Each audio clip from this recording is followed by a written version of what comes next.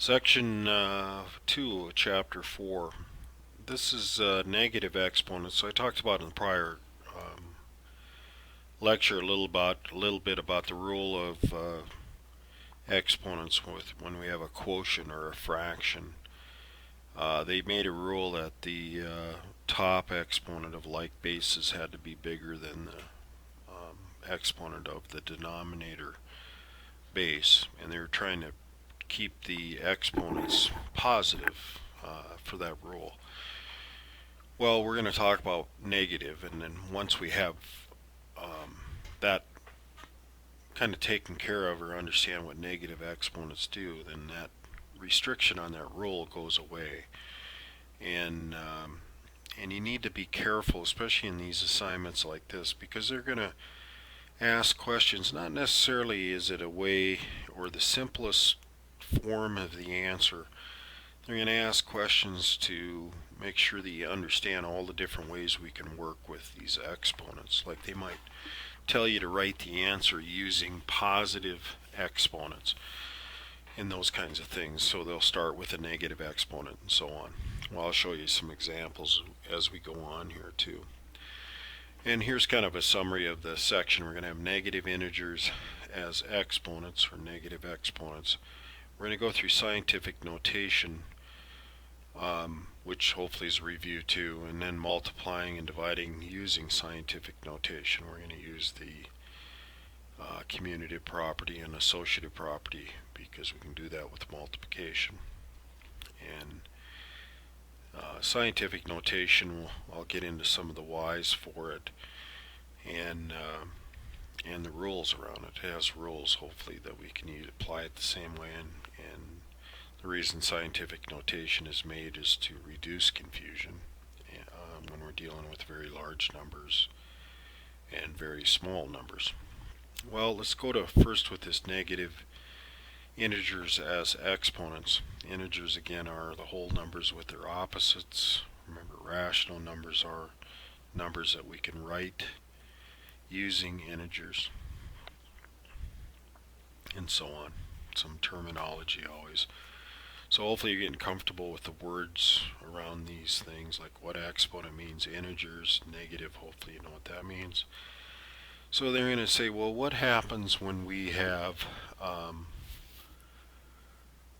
like a to a negative 5 power, right? Or the exponent's a negative 5. And they're going to go through some manipulation and some things that are kind of like a proof or some ways to manipulate something that we start with. As long as you follow the rules, it's fine. Like here they say, well, we can multiply anything by 1. That's the identity property of 1.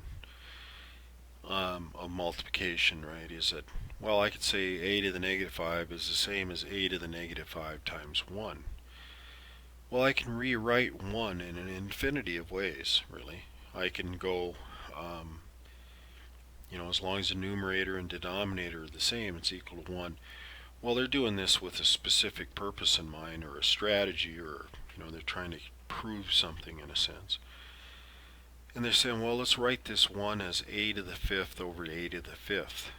And notice that when, you think about what are they doing, well, this a to the negative 5 has a lot to do with why they pick 5, right? So that's what they're saying. We're writing 5 in a special way. I can also write a to the negative 5 as a fraction by putting it over 1. And then I apply my multiplication of fraction rules, which is numerator times numerator, denominator times denominator. Well, when I multiply like bases and I apply my multiplication rule of like bases, I get negative 5 plus 5, which is 0. And a to the 0 power is 1. And on the bottom I get 1 times a to the 5th. So I end up with 1 over a to the 5th. In other words, by making sure they follow all the rules that we know we have, they've shown that a to the negative 5 is equal to 1 over a to the positive 5. Okay? And that's really exactly what negative exponents mean. So if I have any base to a negative any exponent, right, it's going to be 1 over the positive exponent. Okay? And then here's some examples. M to the negative 3 is the same as 1 over m to the positive 3. 4 to the negative 2 power is the same as 1 over 4 to the 2 power, which is 1/16th. And so on. They go through all these. Okay. Remember, order of operations. This is not the whole AB times to the negative 1 power. It's only the B is to the negative 1 power here, which writes as a fraction as A times 1 over B. Okay. Some common errors again. Make sure you don't multiply the numbers thinking that's a way to get there. Another way to look at this, illustrate why negative exponents are defined this way. And you could do this with our number system too, right? We have basically the base of our number system, our counting number system. We have 10 digits. We have a base 10 number system. We have a ones place, which is 10 to the 0 power. A tens place, which is 10 to the 1 power. A hundreds place, which is a 10 to the 2 power, 10 to the 3rd power, and so on. Also, when you get into fractions, 1/10 is 1 over 10 to the 1 power, okay? Which is really 10 to the negative 1 power. Well, they're kind of showing this in this way with the base of 5, and we could have a number system with 5, but we're not going to get into that right now. But they say, well, 125, if you notice that they're going down or dividing by 5 each time as they go down here, 5 to the 3rd, 5 to the 2nd, 5 to the 1st. Well, 1 is equal to 5 to the 0 power. It's kind of a way to prove, and one way to think about too, and help you remember that 5 or anything to the 0 power is 1. Well, what would be the next exponent? The pattern is I'm going down by 1 exponent, so this would be 1 less than 0, or negative 1, and this would be another 1 less, which would be negative 2, and so on. That's what they're just showing, another way to illustrate how negative exponents work. So we apply our multiplication rules in this kind of deal, like this simple one here with t to the 5th power times t to the negative 2 power. You have like bases. I use the multiplication rule, which is I'm going to add exponents. So this is going to be t to the 5 plus negative 2. That's where they get this, or t to the 3rd power. So you add exponents. So what they go through here is basically with negative exponents, we apply all the rules we got from last section. So other than this new information about negative exponents, it's really a repeat of the first section. You get more practice applying these rules. And then they give us this basically like a reciprocal rule. It says factors and negative exponents. If I have a to the negative n over b to the negative m, I can just invert these things, really, to do this. And you could write all this thing out here to deal with that.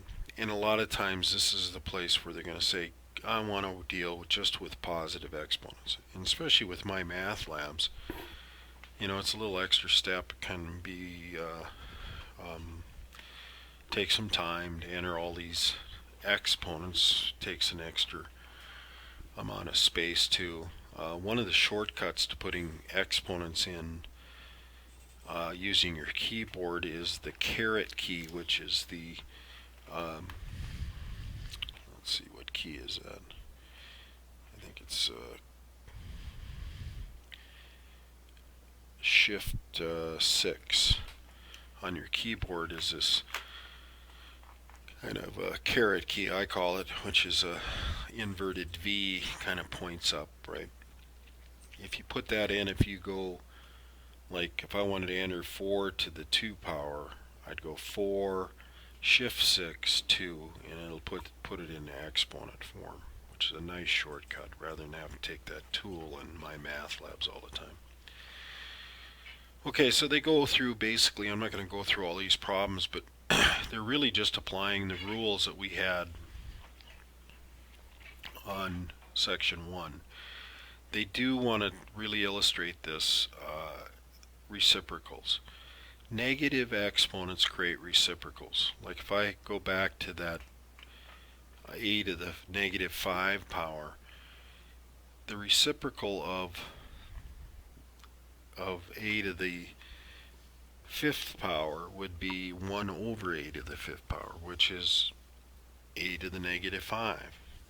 And then if you think about reciprocals, really the definition of a reciprocal is when I multiply reciprocals of each other times each other, when they're factors, the product, the answer to that multiplication, is the identity of addition, of multiplication, which is 1. So when I multiply reciprocals, I get 1.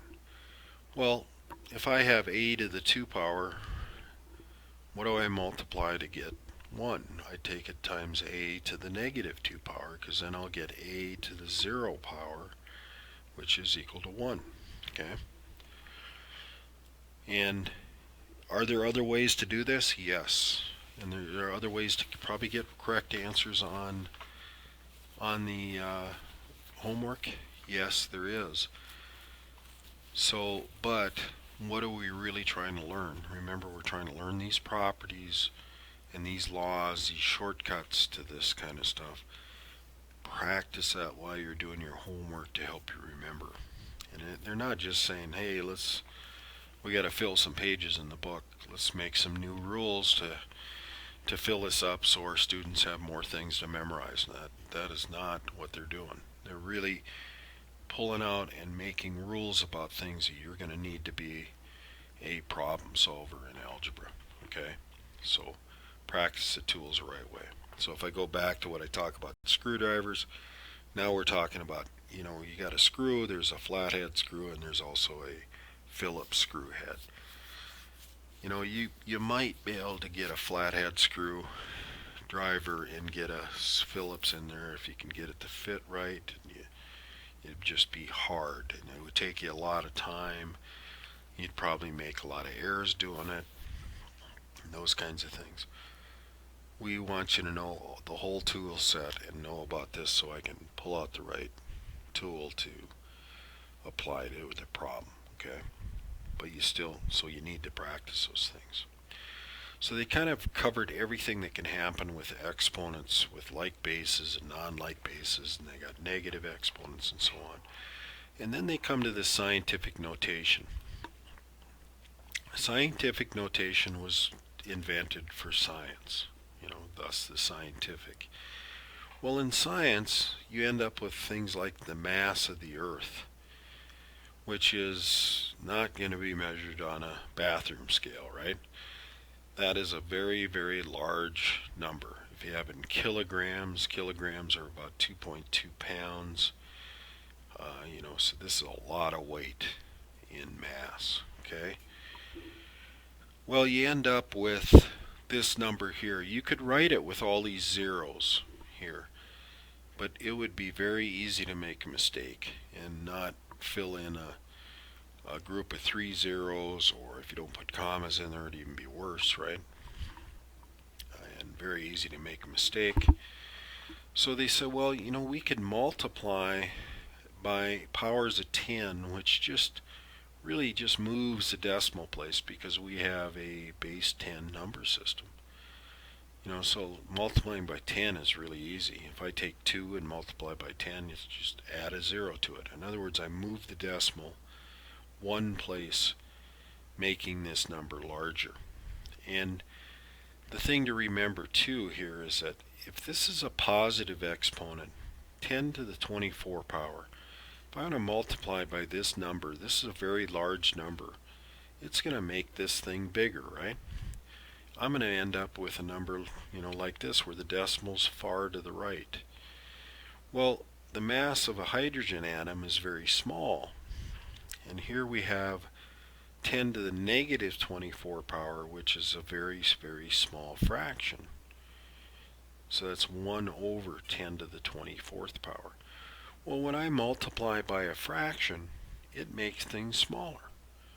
So when I think about this, I'm going to go this 1.7. When I actually do scientific notation and I multiply times 10 to the negative 24, is that going to make that bigger or smaller? No, much, much smaller. It's going to move the decimal place from this decimal place at the 1. It's going to move it to the left on this direction right over here 24 places. Okay?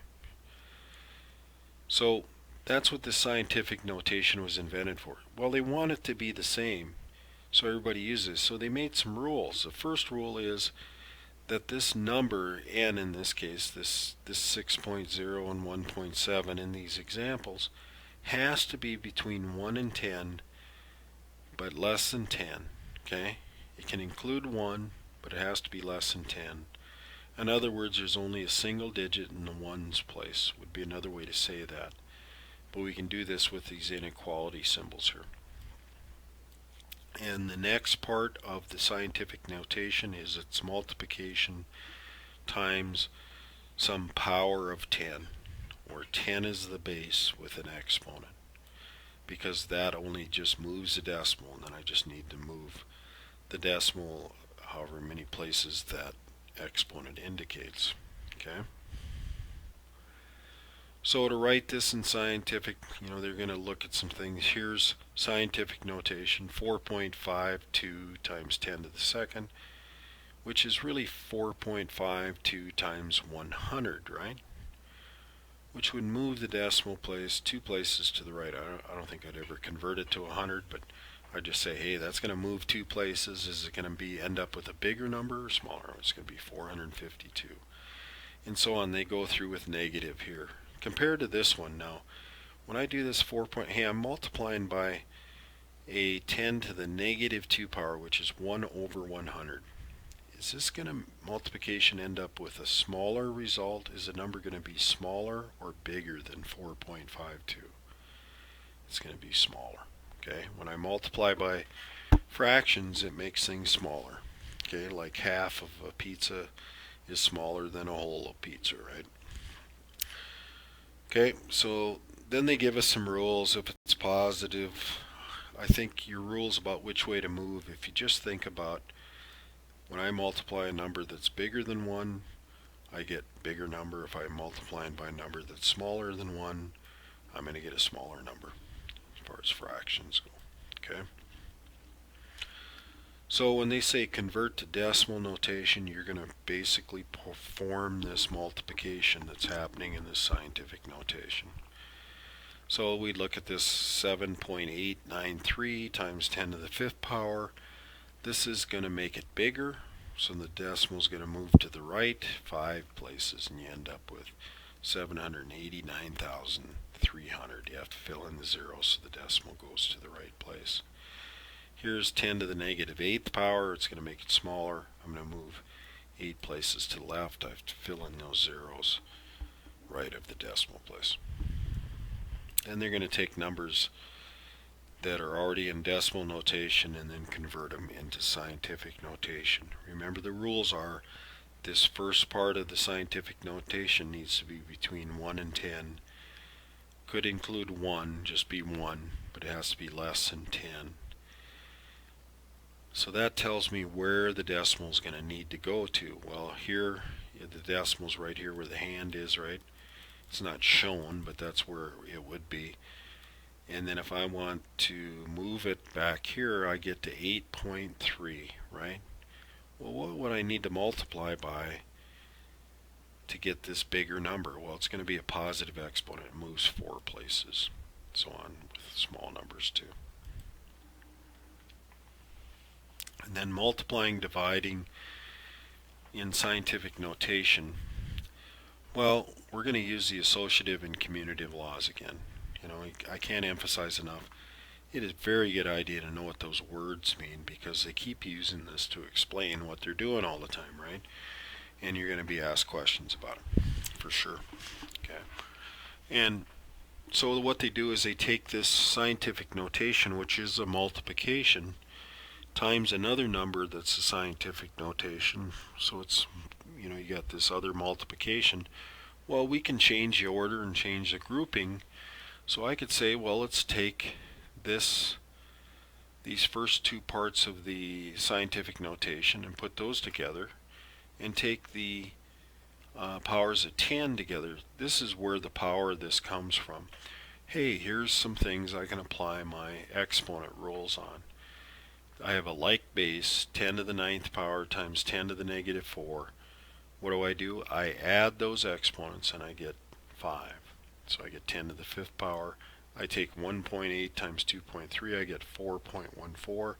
Here's a new scientific notation for the product or the answer to this multiplication. And then division, we apply our rules again. We break it up into, the key is that we want to match up like bases so I can use exponent rules and do that. The only thing now you have to watch out for, like in this example, is after you do the multiplication of 3.1 times 4.5, I end up with 13.95. 10 to the fifth times 10 to the negative 3, add the exponents, you get 10 to the 2 power. Well, I got a problem here because this number doesn't fit the rules for scientific notation. So I have to manipulate this number and put it into scientific notation, which is it has to be between 1 and 10. Well, they move the decimal one place to the left and say here is the scientific notation for this number, which is 1.395 times 10 to the 1 power. Well, I'm still multiplying times 10 to the 2 power. So I end up with this translation method to make sure that I get it into scientific notation. This number now is between 1 and 10 times the power of 10. Okay? So there might be one more step after you multiply or divide to make sure that we're giving our answer in proper scientific notation. And here's a summary of those concepts. They're talking about, this was stuff that we went through in the first section, and we're applying it in the second section here too. Okay? So a good review of section 1 and doing that. Remember, to get a proctor, if you don't have one arranged or you can't make my prearranged times, remember your proctoring has to occur face to face, one person or multiple teachers. It doesn't matter but how many people, but somebody's going to monitor you when you take your chapter test. And so start thinking about arranging that if you don't have access to our already established proctoring services on our Wenatchee campus and OMAC campus.